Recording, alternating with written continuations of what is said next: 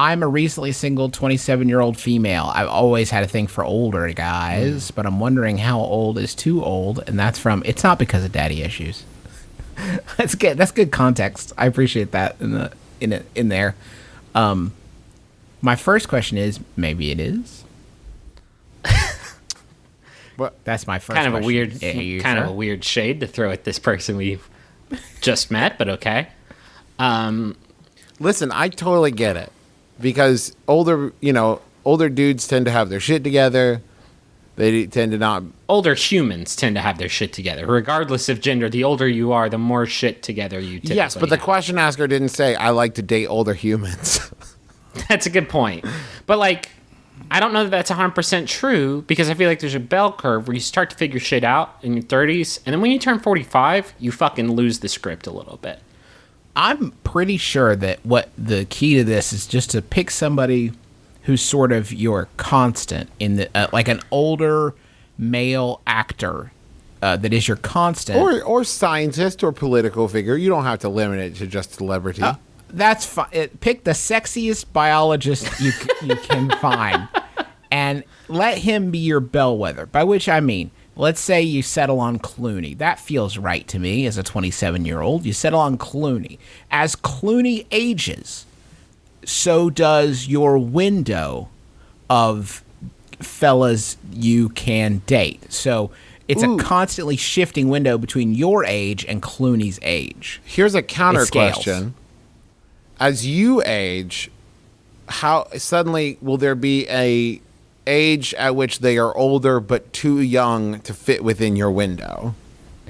You know, so like right now at 27, maybe 40, you know, is like I'm attracted to older guys, and that age starts at 40. But when you're like 34, 40 won't fit into that window anymore. No, now it's So 60. when I get some graph paper or something? Yeah. There's got to be a sliding scale where it's like 10 years older, but not older than, 25 years older than you. Something like that, you know what I mean? Where it always moves with you as you go.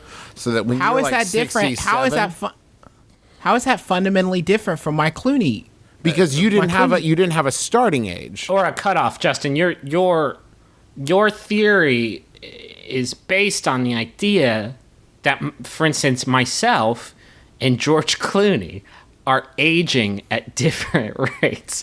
I'm pretty sure that every second that passes in George Clooney life also expends a second of my time on this earth. Does that make That's sense? actually a common misconception, Griffin, because he is on famous time. He's paid for. Have you seen that movie Out of Time with Justin Timberlake? I have not. But what I believe happens in it is that when people are rich and famous, they can afford to be a little bit more leisurely about their day to day. Let's all put our cards on the table, okay? One day of Clooney's life is probably worth 1 year of our life, Yes. right? Like when Clooney passed. Here's what I'm saying.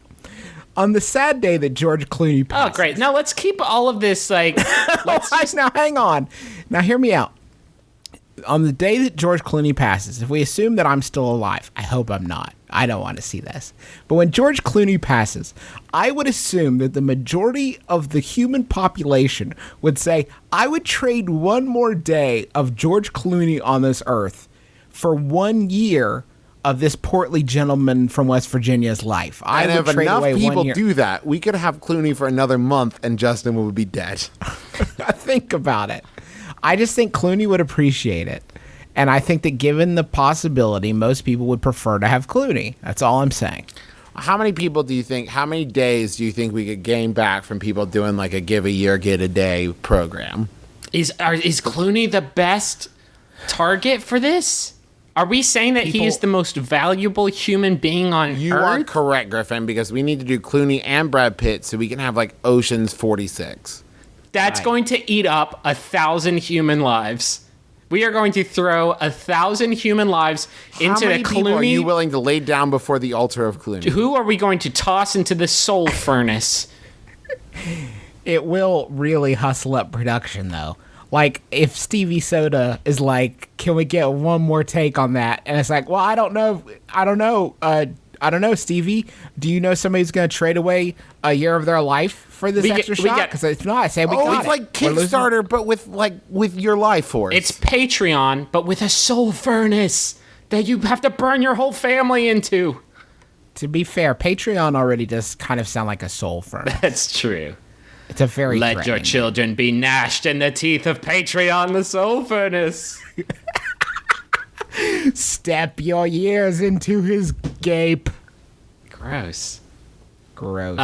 So gaping maw of Patreon, the soul furnace. To answer your question, burn yourself in the soul furnace, and maybe we can get a new ocean movie going.